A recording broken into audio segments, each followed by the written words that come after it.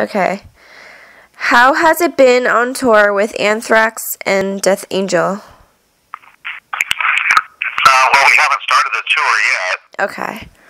The tour doesn't start until the 14th is the first show. Okay. Next Saturday or Friday, I guess. Yeah. How do you think it'll be? Are you familiar with those guys?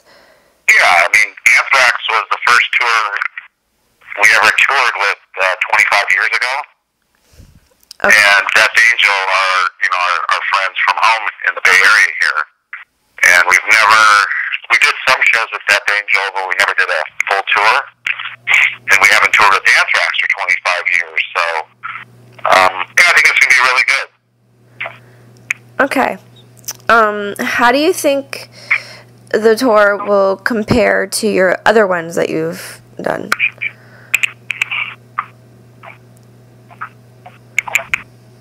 Sorry about that. It's okay.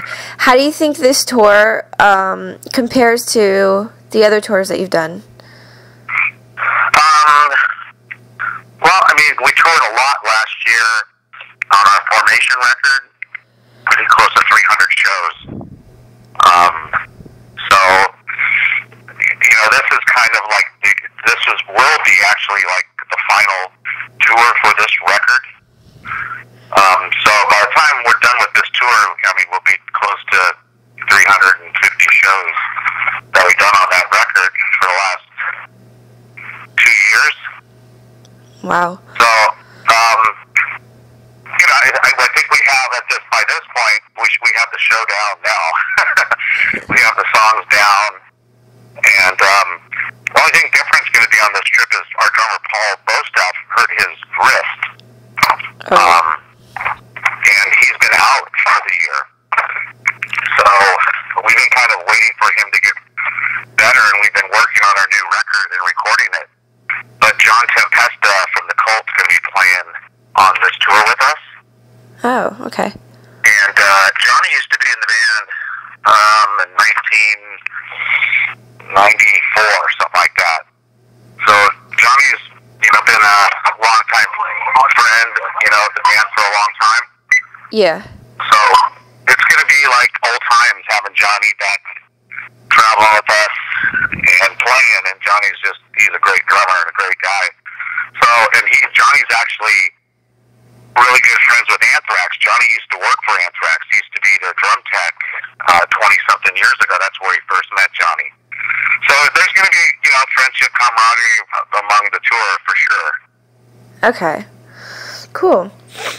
How do you think your most recent album, The Formation of Damnation, will compare and sell to your upcoming album, The Dark Roots of Earth?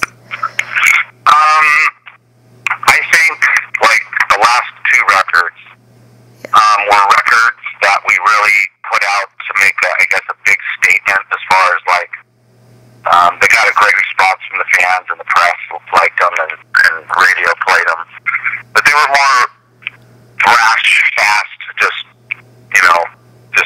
powering through it, songwriting. Where I think this record, we definitely had some more time to work on the songs and the writing, and I think that this record, I would say the songs are just more mature, I guess. A lot of our songs that we write kind of have a life of their own. It's not like a theme where a lot of the record sounds the same. Well, I think this one is more so than anything, really does have life on each song. I mean, we haven't done like a slower type ballad song in a long time, and we actually have one on this record, and it feels pretty good. And I think just having Alex and Greg, a couple of the original guys back in the group, it really does make our confidence level and our playing abilities and everything a little more. So we weren't kind of like afraid or thinking about people will think about the songs and actually try to do a ballad, because most metal are like, well, why are you doing a ballad? But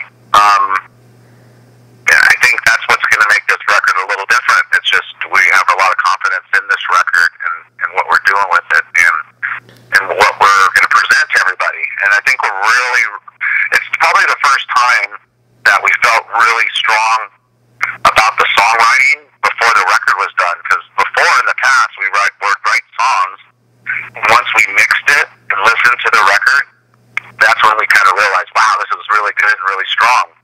this record, just from the demos, we're feeling pretty good about the songwriting, and so that in itself, I guess, kind of says something for us. Just makes us feel pretty good about it. Wow. So, you think the Dark Roots album is coming along very nicely? Yeah. I mean, all the music's done. It's just I have a couple more songs to sing. Okay. And I'll probably finish that up on the road here. And then as soon as we get off here in late November, we'll start mixing the record. And the record should come out at the end of April, beginning of May. Okay, that's awesome.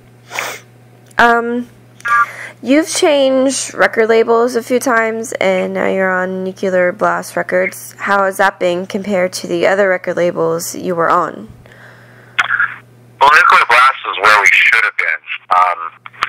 After we left Atlantic Records, we did 10 years with Atlantic Records in the beginning of our career, and that was different times back then. Atlantic, that's when big record budgets, big video budgets, big major labels were spending a lot of money. Times are different, and records were actually selling back then. Yeah. After we left Atlantic, we went through a bunch of different labels that actually did a terrible job, in my opinion, just that they were kind of not spending the money on budgets and promotion and all that, and bands suffering a little bit. Plus, the 90s had, more of the Seattle bands, taking over. So I think, we've been talking to Nuclear Blast for like 10 years. They're saying, you should be with us, and we kept telling them, well, if you buy us out of our contract, we'll be over there. But that never happened, and a stroke of luck happened one day when Spitfire Records, who we were with, decided to fold and sell all their acts. So we luckily were one of those bands that they let go. And right when that happened, my first call was straight to Nuclear Blast, saying, hey, we're free. And right away they said, okay, well, you're great. And they made us an offer that was great, and we took it. And we're happy that we've been there ever since, just because they're a really good label. They know what they're doing for this type of music. Oh, wow. What is your favorite city to tour in, and your favorite venue, and why? Well, we like touring in America. Okay. Europe's fun too, like when it's the summertime and you have good weather, and it's you're almost like a tourist. But being in the U.S. for us, especially like now, the wintertime, it's always nice being a flight away from home, a couple hours away. Because we've always had something on the road where something's happened where you have to get home, and it's not as easy when you're on the other side of the world. And so being close to home is always good. Plus, America, I think the metal in America is grown so much. It has. I'd say over the last 10 years, where it's starting to be better for bands to tour in America, especially like a lot of bands, metal bands, did a lot of the touring in Europe just because metal was always so big over there, always. And I think it's starting to turn around and equal out a little bit. So I think metal is probably the healthiest it's been for a long, long, long time right now. And with that, what do you think? The metal scene, how do you think it's changed in general, to America, to around the world? How do you think it's changed from record labels to people? Well, in Europe, like I said, they've always been that, just always strong in metal. We've always had our strength over in Europe, just because metal, they still sell records, people still buy the CDs to buy the package. It's not really digital downloads for them. There's so many big giant festivals and concerts that's always happened in Europe, where America just had the Ozfest only. And now they're starting to have a lot more festivals in America. Yeah. And they're catching on, because I know a lot of Americans and American bands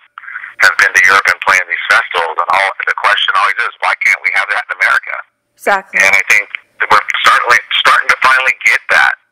And just, things help with like Sirius Radio and the cable TV that have a lot of the metal stations. That's the exposure that metal bands get now, because it's not on MTV, that's for sure. And, so bands aren't spending a lot of money on doing videos just because there's nowhere to really get it out there, So I think it's actually the internet, everybody hates the internet, but the internet spreads the word, pretty quick and, pretty broad around the whole world. So, I think that's probably the biggest change, is that, the records business isn't as big as it was before. It's more of the online business.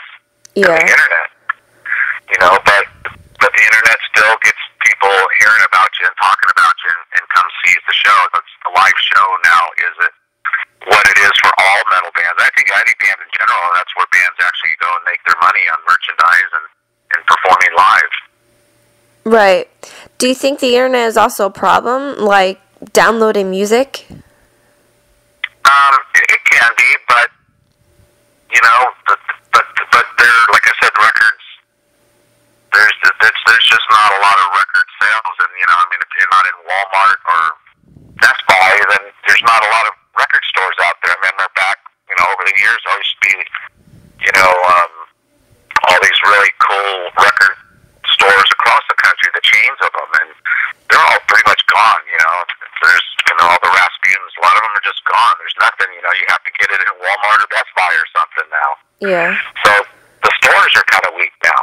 There's not, if you think about it, in your city, there's not a lot of places. If you're going to go buy a CD, you're going to go to Walmart or Best Buy. Exactly. There's not too many record stores around anymore. Yeah. Well, I have another few questions. What was the decision on naming the band Testament? Well, we were actually called Legacy, and when we went to do the very first record, we had found out that there was another band, I think it was a jazz band in the 60s or 70s, that was called Legacy. So we had to change the name. And Billy Milano from SOD thought of the name Testament. And, to leave it to be a legacy or to be a testament is kind of almost like the same meaning. And when we heard the word Testament, and then Eric kind of drew it up, of course we're big Metallica fans. The T's on the ends were very symmetrical for a logo. And right when we drew it up, we're like, wow, that looks pretty good. I like how the T's on the end are symmetrical and the A in the middle. Wow, that's a nice logo. And it has the same reference, So we right away, we knew that was that had to be the name of the band. Oh, okay. Cool. What is the funniest story you remember on any of your tours? Funny story. I don't know about anything funny. Can't think of nothing comes to my mind right now about something funny on the road. Do you have any crazy stories you'd like to share? Well, there's always crazy stories. I mean, I know back memorable crazy stuff that happened is like the Clash of the Titans. When we were in Europe with Slayer, Megadeth, and Suicidal Tendencies. Yeah. There was a lot of craziness, and we were all young and liked to party hard, and there was, some crazy drinking parties where, I put my hand through windows, and we ended up going to the hospital with Tom Araya from Slayer, and, the doctor was scared shitless of us, shaking while he's trying to stitch in my hand, and, I got a terrible scar from that experience just because, we were just out of control back then. Yeah. And those were like some of the memorable craziness, and I mean, everybody was always trying to outdo each other and outdrink each other and just be the wildest, and that was definitely a memorable and good times for sure. Wow. That does sound crazy. It was. It was blood blood everywhere, all over the hotel, the elevator. I mean, it was a mess. My wife flew in that next morning, Yeah. and my hand was like a cast in gauze and blood everywhere. And she seen blood in the hallway and just kind of followed a trail to my room and go, oh no, what happened? Oh, jeez. It was pretty bad. Was she upset about that? Yeah, of course. She's like, at first a little scared, like, what hell happened? Yeah. And, I'm glad she was there to kind of take care of me after that. I woke up hungover just feeling awful, like, what happened? Okay, well, that's all the questions that I have for you. Well, great. Well, thanks for that. I hope you feel better. Thank you.